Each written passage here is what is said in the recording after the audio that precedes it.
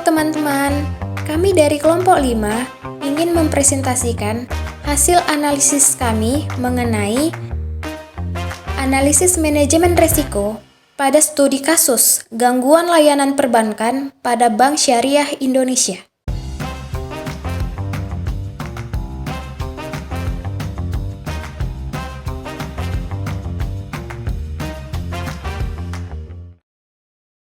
Kami terdiri dari 4 anggota, yaitu yang pertama ada Dewi Rahayu dengan NIM 2105072007. Yang kedua ada Indri Melati Situngkir dengan NIM 2105072051. Yang ketiga ada Melda Febrianti Girsang dengan NIM 2105072047.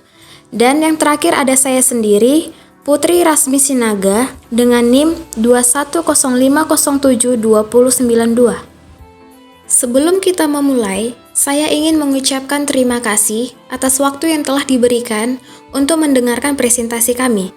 Saya berharap presentasi ini akan memberikan wawasan baru dan informasi yang berguna untuk kita semua. Tanpa berlama-lama, mari kita mulai presentasi ini. Terima kasih. Profil perusahaan PT Bank Syariah Indonesia Tbk atau BSI adalah bank syariah terbesar di Indonesia. BSI ini didirikan pada tanggal 1 Februari 2021 melalui penggabungan dari 3 bank syariah milik BUMN, yaitu Bank Syariah Mandiri, Bank BNI Syariah, dan Bank BRI Syariah. BSI ini juga memiliki visi untuk menjadi the best syariah bank in the world. BSI berkomitmen untuk memberikan layanan perbankan syariah yang terbaik kepada nasabahnya, baik dari segi produk dan layanan maupun dari segi kinerja dan tata kelola.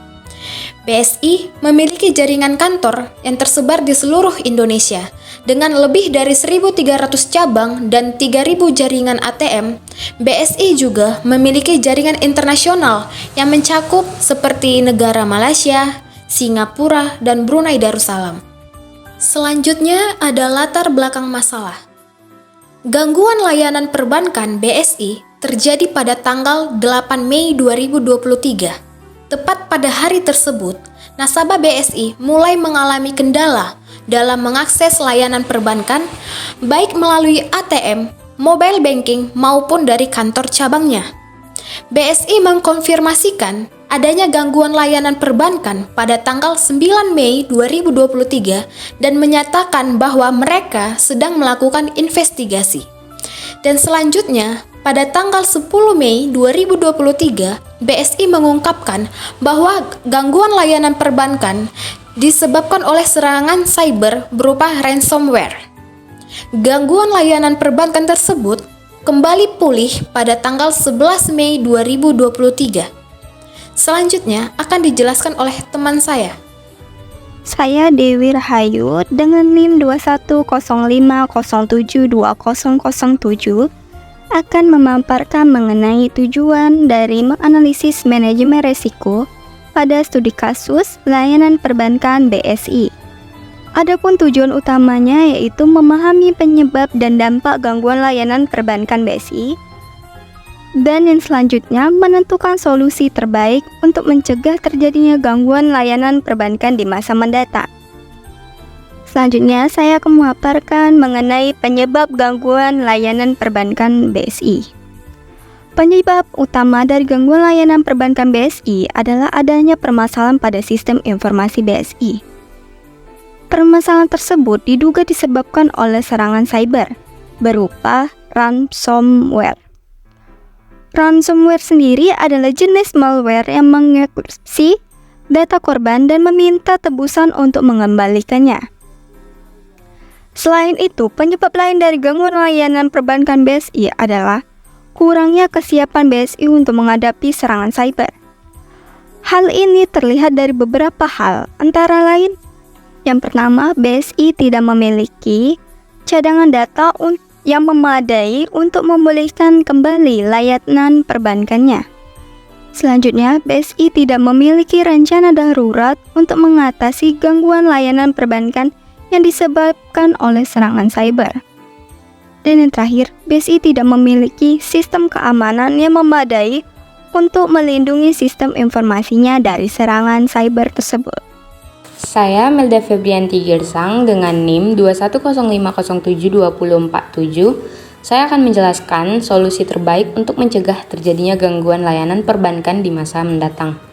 Berdasarkan analisis penyebab dan dampak gangguan layanan perbankan BSI, solusi terbaik untuk mencegah terjadinya gangguan layanan perbankan di masa mendatang ada 3.